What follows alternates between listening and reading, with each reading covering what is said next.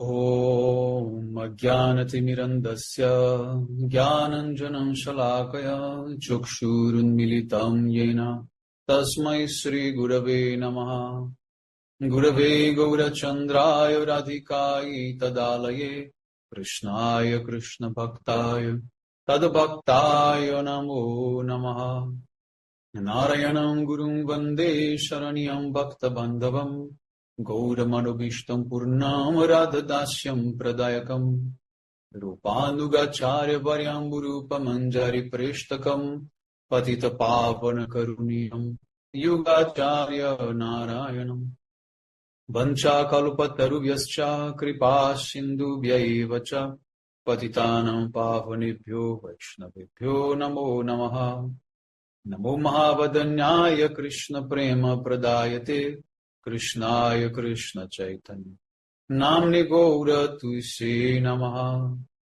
Shama Sundara Shikanda Shekara Izmirahasara Murali Manohara Radhikara Shikamam Tripanide Swapriya Charana Kinkarim Kuru Tapta Kanchana Gaurangi Radhe Vrindavaneshwari Vrishabhanu Sute Devi Pranamami Hari Priye Vrindai Tulasi Devi Ai Priyai Keshava Sacha Krishna Bhakti Prade Devi Satyavatyai Namo Namaha Shri Krishna Chaitanya Prabhu Nityananda Sri Advaita Gadadhara Sri Vasadi Gaura Bhakta Vrinda Hare Krishna Krishna Krishna Hare Hare Hare Rama Rama Rama Hare Hare.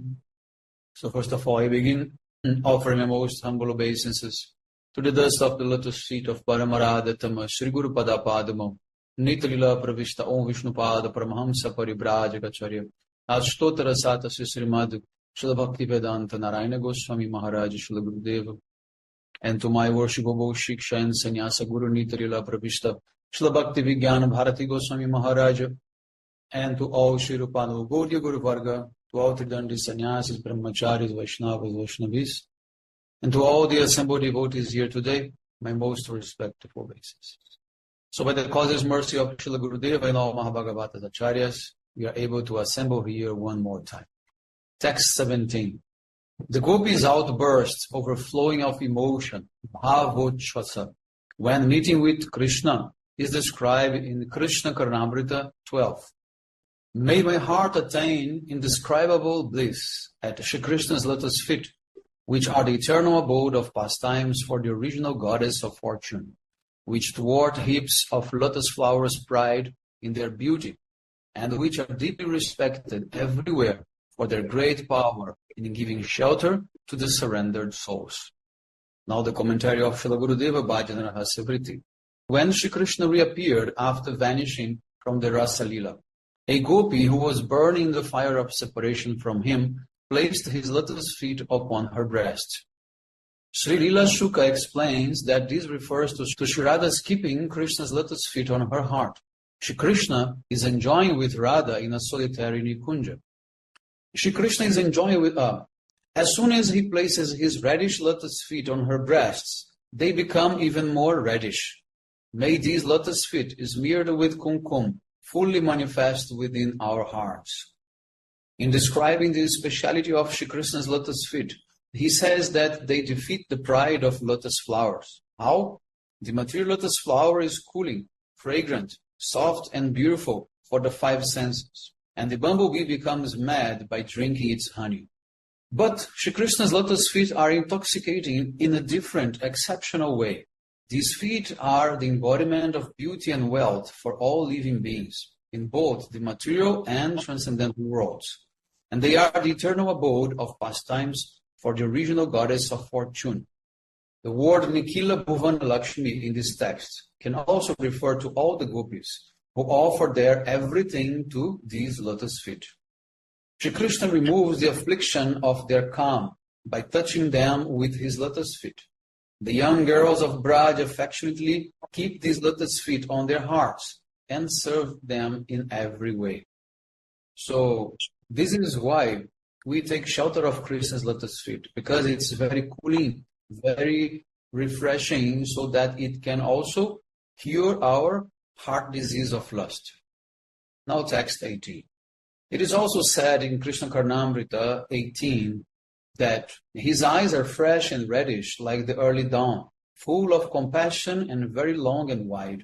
His bodily hair stands on end by the touch of the water pot like breasts of Sri Radha, and the sound of his flute makes the Munis restless like the gopis. May the sweet nectar of his lips play in my heart. Now the commentary of Srila Gurudeva Bhajana Rahasya Vritti. Sri Radha Krishna are in a solitary Nikunja, and no tinkle of ankle bells or any other sound comes from inside. Knowing that the divine couple's amorous pastimes, Surata Lila, have come to an end, the Sakis speak through the small gaps in the foliage of the Kunja at their intimate pastimes. Krishna has risen from bed and is sitting up. To remove Sri Radha's fatigue and to stimulate her amorous desire, he massages her limbs and cleverly fans her with his scarf. Shri Krishna, who is the embodiment of nectar, maddens our Saki, Sri Radha, with the happiness of her good fortune. Krishna's naturally youthful, reddish eyes have become even more red from his drinking the nectar of Radha's lips, and they are again becoming restless with intoxicating amorous desires. Full of tenderness, he fans Radha to remove her perspiration. Seeing Sri Radha's fatigue due to amorous play, Krishna's heart overflows with the notion of compassion, and he endeavors in various ways to mitigate her tiredness. And he places Sri Radha on his lap, and the touch of each other's bodies drowns them both in a notion of astasattvic bhavas. His endeavors to remove her fatigue stimulate their desire to sport again. Even the hard hearts of the Munis become restless when Shri Krishna plays his flute. When Radha is in man, Krishna tries in various ways to pacify her. His falling at her feet and crying cannot remove this dense mana, but just one note from his flute instantly dispels it. The sound of Krishna's flute enters Radha's ears and drives her mad. All glories to such a flute. Now text 19. Sri Ujjvala Nilamani 8, 97-99 describes the Manasi Seva, service performed within the mind of one who, in his spiritual form, Siddhadeha, worships and serves in the eternal pastimes of Sri Radha Krishna. The 16 activities of the Sakis are as follows. First, to glorify the prema and qualities of the Nayika to the Nayaka and vice versa. Second, to create attachment between the Nayika and her lover. Third, to arrange for their abhisara. Fourth, to offer their Saki to Sri Krishna. Fifth, to joke. Sixth, to console. Seventh, to dress and decorate the Nayika and the Nayaka. Eighth, to skillfully hide the Nayika and the Nayaka's innermost feelings. Ninth, to conceal the Nayika's faults. 10th, to cheat their husbands and others. 11th, to give favorable instructions. 12th, to arrange for the Nayika and the Nayaka to meet at the appropriate time. 13th, to fan and render other services. 14th, to point out faults in the Nayika and Nayaka and to instruct them. 15th, to deliver the Nayika's and Nayaka's message to each other. And 16th, to endeavor to protect the Nayika's life. So this is what you have to do when you become a Manjari in your spiritual body. Now, Gurudev has not made any comments in this verse, so we go to the next one. Text 20. In Stavavali, Brajavilasa Stava 38, it is written, I take shelter of the maidservants of Srimati Radhika, of whom Rupa Manjari is prominent. Unlike the Priyanarmasakis, they can perform any service without hesitation. They perpetually and affectionately satisfy Srimati Radhika with their various services, such as offering tambula, massaging her feet, bringing her water, and arranging for her trysts with Shri Krishna. Now the commentary of Srila Gurudeva Bhajana Rahasya Vritti. Shri Radha's Sakis are of 5 kinds. Among them, the service of the Nitya Sakis and Prana Sakis, all of whom are Manjaris, is topmost. When Sri Radha Krishna are overwhelmed with ecstasy and become helpless while enjoying confidential pastimes in a solitary Nikunja, the Manjaris enter without any hesitation to perform all varieties of services. Although the Manjaris perform their service under the instruction of Lalita, Vishaka, and other Priyanarmasakis, when Jugala Kishore are in the solitary Nikunja, Lalita and Vishaka can only enter with the permission of Rupa Manjari and Rati Manjari. In rank, the Priyanarmasakis are more eminent, but in the good fortune of service, the Manjaris are more prominent.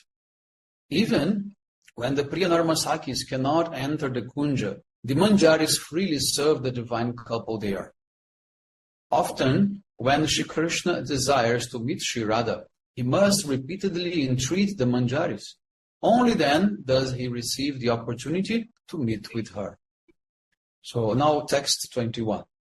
Pride in one's service is described in these words of Srila Raghunatha Dasa Goswami from Sri Swasankalpa Prakash Stotra number 2. Aho, when in a secluded place will I receive such fortune that Srimati Radhika will, upon the request of Srimati Lalita Devi, affectionately and happily yet shyly, teach me dramas composed by herself, new poems, riddles with deep meanings, and melodies on the Veena. It's a very beautiful verse. Now we're going to see Srila Gurudev's commentary, Bhajana Rahasya. Sri Gaura Sundar entrusted Srila Das Goswami to Srila Swarupa Damodar. In Brajalila, Sri Swarupa Damodar is Lalita Sakhi. Under her guidance, Sri Radha's Palyadasis learn how to serve the divine couple and ultimately are blessed with the good fortune of attending them directly. Sriman Mahaprabhu is absorbed in the mood of Sri Radha. Here, Sri Dasa Goswami, harboring the desire to serve Sriman Mahaprabhu in his heart, is begging the foot dust of Sri Rupa Goswami to fulfill his cherished yearnings. He wants to attain expertise in all varieties of fine arts that are useful for seva. In order to engage Shirati Manjari in seva to Shri Radha's lotus feet, Lalita Sakhi took her by the hand to Shri Radha and made the following request. O Radha, this incomparably charming and beautiful girl is very qualified to serve your lotus feet. Hearing this, Radha, feeling somewhat shy, spoke sweetly to Rati Manjari and embraced her to her heart, moistening her with tears of compassion. Overwhelmed with great affection and urged by the most charming Lalita Sakhi, Gandharvika Sri Radha instructed Rati Manjari on poetry, playing the Veena, drama, composing riddles, and other arts. Sri Radha is completely controlled by Lalita Sakhi. So here the situation is that Lalita, she asked Radharani to teach Rati Manjari all the different arts. And because Radha trusts 100% Lalita, she accepts because she knows that if Lalita is recommending, means that Manjari is very qualified. Vrindavan is the only subject matter of the new transcendental poetry that Sri Radha teaches Rati Manjari. The Nayaka in this poetry is Brajendranandana Shama Sundar, and the Nayikas are the Brajadevis, the embodiments of Mahabhava. In this transcendental flow of rasa, their ripples are an unbroken stream of waves. The movement of these waves is unrestricted and has an ever-increasing freshness. As well as teaching poetry, Sri Radha also teaches the art of acting in dramas and the art of composing riddles with deep meanings. The Palyadasis employ this training to stimulate Sringara Rasa in Sri Radha Mukunda. The Sakhis ask Sri Krishna, O best among clever persons, what is young and old, both bound and liberated, and pure but also in darkness? Perplexed, Sri Krishna begins to think. After some time, he laughs loudly and says, Sri Kishori's hair. At which point the Sakhis burst out laughing. The Sakhis please Sri Krishna with such riddles during Rasa Vilas, while roaming in the forest and other times. Sri Radha, who is skilled in all arts, inspires her Sakis to please Krishna in this way. Furthermore, when they play the captivating Veena, having learned the art from Sri Radha, Shyamasundara's heartstrings resound. The Acharyas give the following conclusion for the sadhakas. Attachment, ashakti, eagerness, utkanta, and service filled with the relish of prema rasa are attained by associating with Rasika Bhaktas. In Prema Bhakti Chandrika, Srila Narottam Das Thakur says, Rasika Bhakta Sange Rohibo Piriti Range Brajapuri Vasati Kurya. One attains one's cherished desire by associating with and serving Rasika Bhaktas and by taking shelter of the land of Braja. Now text 22. In Sri Swasankalpa Prakasha Stotra 5, Srila Raghunatha Dasa Goswami declares his acceptance of Vishaka Sakhi, whose beautiful voice defeats the sound of the cuckoo bird as his Shiksha Guru. May Vishaka, whose voice is sweeter than the cuckoo, teach me the captivating art of singing. With that singing, I will please the youthful couple Sri Radha Krishna during the Rasa dance, and again they will reward me with jewel lockets, necklaces, and other gifts. Also in Mana Shiksha, he also declares that Vishaka is like Shiksha Guru. So now the commentary of Srila Gurudeva Bhajana Rahasya Vritti. In this text, Srila Raghunatha Dasa Goswami prays to receive training in singing from Sri Vishaka Devi. With this training, Rati Manjari considers herself blessed to sing songs filled with a variety of rasas and fragrant with cleverness in stimulating amorous feelings. She sings these songs during the Rasa Lila, the crown jewel of all pastimes, to please the divine couple, who then shower her with many kinds of gifts. Rati Manjari knows Shyamasundara's desire, and on the direction of Swamini, she sings wonderfully melodious songs with her sweet, pleasing voice. She has learned to sing so beautifully from Vishaka, whose soft, pleasant voice defeats the attractive kuhu-kuhu sound of the cuckoo bird. During the Rasa dance, which is profuse with tasteful mellows, Sri Rati Manjari sings intoxicating, sweet notes in harmony with Vishaka. So Rati Manjari and Vishaka, they are doing like a duet. They are singing together. Sri Radha Madhav become overjoyed by this and give their priceless necklaces and other ornaments to her as gifts. This remuneration makes the heart of Rati Manjari's Guru Vishaka Devi blossom with joy. Understanding that her efforts have been successful, Vishaka Devi showers praises on Rati Manjari. Vishaka, who is both dear to and non-different from Sri Radha, is zealous in her service. She is extremely clever in the art of speaking, and she even defeats Krishna in that art. She also pleases Krishna by her smiling and laughing. Sri Dasa Goswami, fixed in his Swarupa as Rati Manjari, is eager to learn a speech that is full of joking, full of clever rasa, and cooling like camphor. Therefore, to learn to speak in this supremely relishable, intoxicating way that is related to Madhurya Rasa, he accepts Vishaka as Guru. So here we can see very, very clearly that the art of speaking in a clever way, it is very important to nourish the mood in the Rasa Lila. So this is a very common practice among the Sakis and Manjaris. So in the same way, we also see the Vaishnavas sometimes cutting jokes, speaking also in a very clever way, because this is just like the natural manifestation of their transcendental nature. Vaishnavas are very expert in jokes, very expert in quickly answering in a very clever way. Also, they are very expert in twisting the meaning of words and making very difficult for the people to understand what they want to say. So it is very relishable to listen the Vaishnavas talking. So this is the end of the purport of text 22. So now text 23. Sri Gita Govinda 148 describes the ecstasy of the Rasa dance, the eternal Rasa Vilasa of Shri Krishna and the Braja Sundaris. O Saki, he who gives pleasure to bliss and bliss to all the gopis, whose limbs are bluish black, very soft and resemble blue lotuses, whose qualities awaken the festival of Kandharpa, the Cupid, that lies dormant within the gopis' hearts, and who is embraced by each and every limb of the gopis. That Krishna is sporting like amorous love, personified in the spring season. Now the commentary of Srila Gurudeva, Bhajana Rahasya Vritti.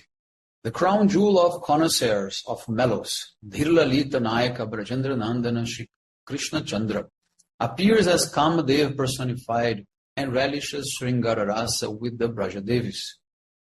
One Saki informs her friend that in a nearby forest of Kunjas, Shri Krishna is absorbed in amorous encounters with the young gopis. She says, "Look, Saki, look, just see how Krishna, possessed by an eager desire for captivating amorous sports, is bound by the embraces of the young women of Braja. One Goparamani is lovingly embracing Shri Krishna and sweetly singing. Another gopi is pressing against Shri Krishna with her uplifted hard breasts. One Goparamani with heavy hips is blooming with prema.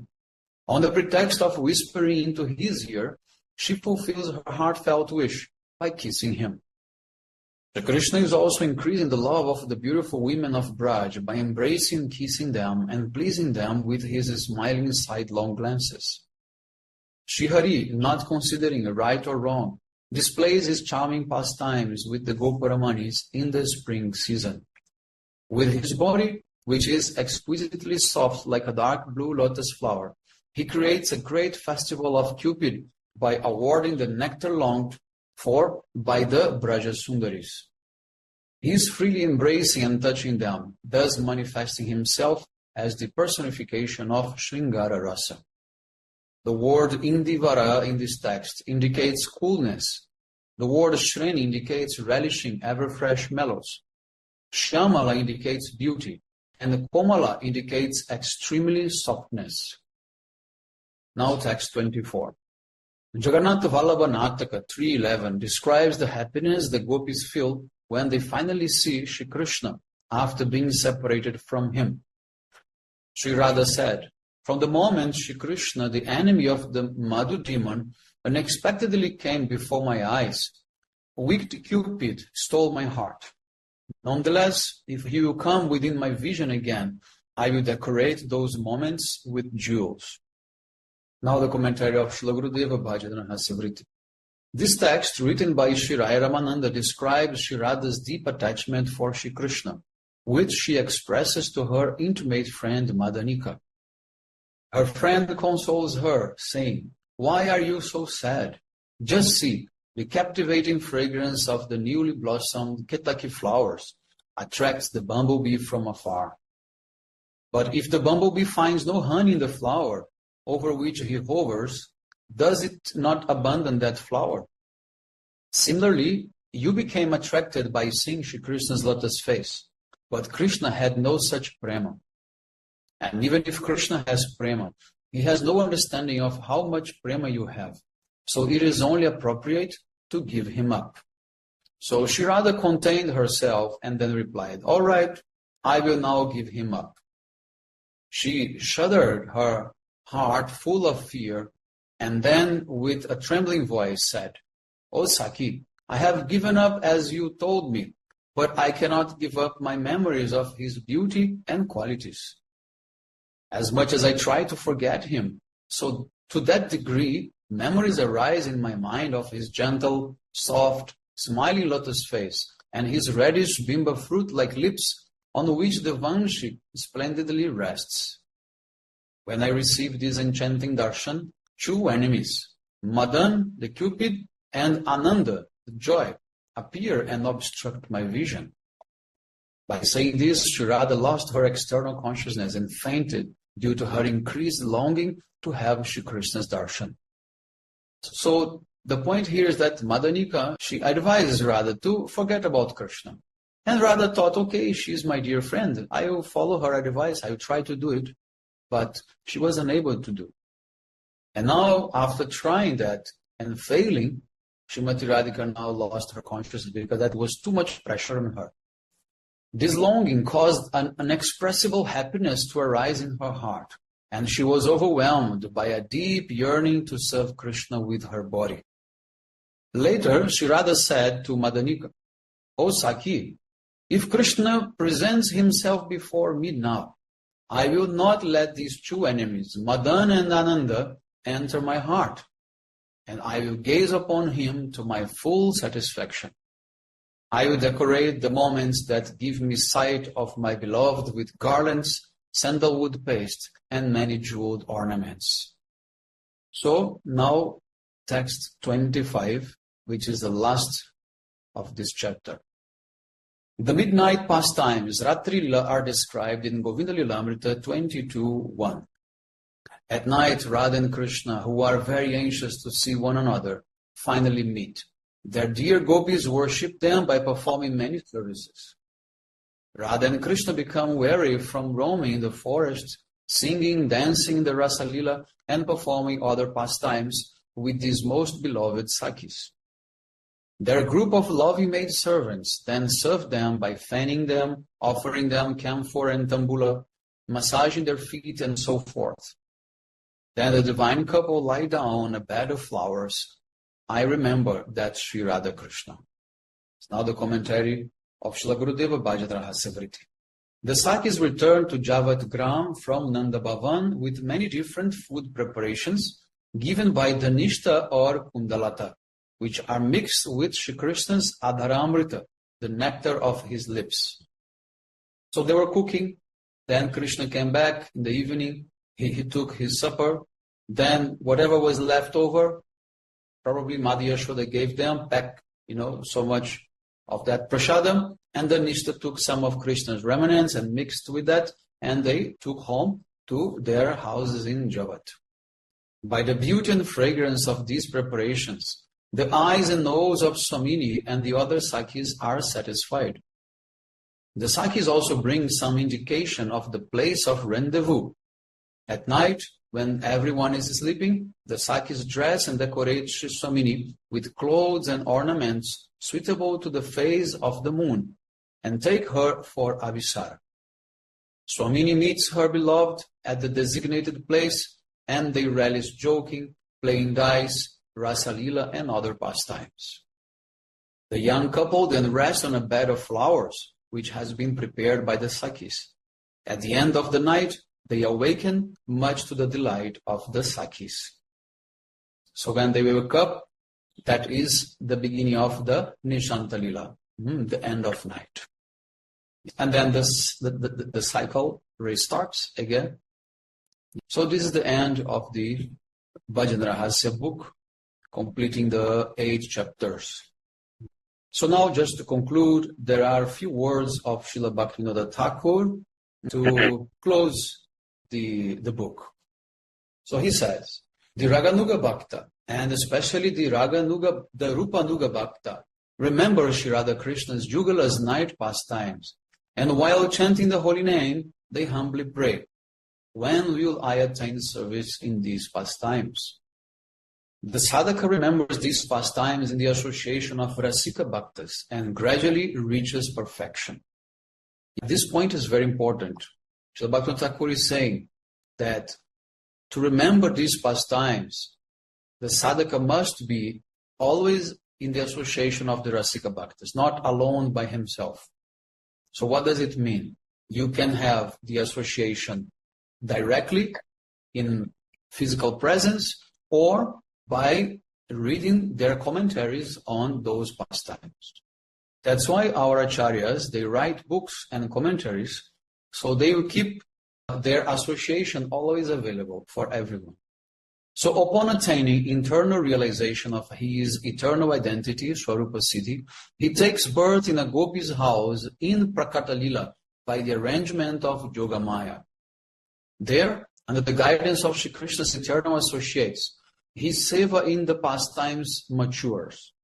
He gives up his body consisting of the material qualities and attains the one of a gopi in the Aprakata Lila of eternal Vrindavan. So this is called Vastu Siddhi. Okay, when you enter in the Prakata Lila, this is called Vastu Siddhi. But when you enter in the Prakata Lila, the manifested pastime, this is called Swarupa Siddhi. So there he is forever absorbed in serving Sri Radha Krishna in his perfected body. At the time of sadhana, the gross and subtle bodies are obstacles in reaching one's eternal service. However, constant performance of Hare Krishna Nama Kirtan manifests the sadhaka's pure identity, Shuddha Swarupa. So if you want to manifest your spiritual body, you have to chant. There is no other way. You have to chant a lot, every day, continuously. Then it's possible. So the sadhaka bhakta, who follows the path of spontaneous devotion, raga marga, remembers pastimes by means of his internally contemplated body. The bhavas upon which the sadhaka meditates at the time of sadhana will be attained by him at the time of perfection. So it means that at some point of our sadhana, our guru at that time, whomever, Shiksha Guru or Diksha Guru, whomever, he will come to us and he will start giving us some hints of those special pastimes to meditate, which are connected with our Nitya Seva. Before that, we have to chant and we have to study the philosophy. We have to be sharp with the philosophy and back up that with a very intense and strong practice of chanting Harinam regularly.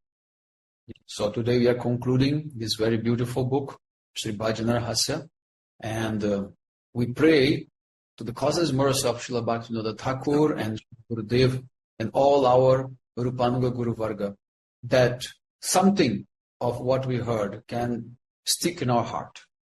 We have heard many elevated topics and subjects which are beyond our qualification.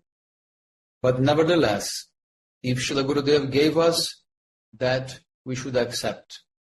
My Gurudev told, my books are all for all.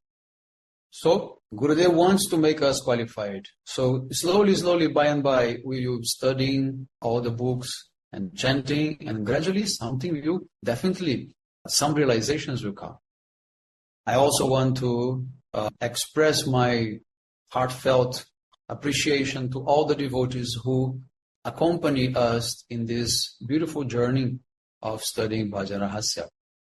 So I beg all of you to please bless me so that I can continue serving Gurudev and all Vaishnavas. Vancha kalpatarvasya kripa sindhuvyeva cha patitanam pavanebhyo vaishnavebhyo namo namo. Haribo.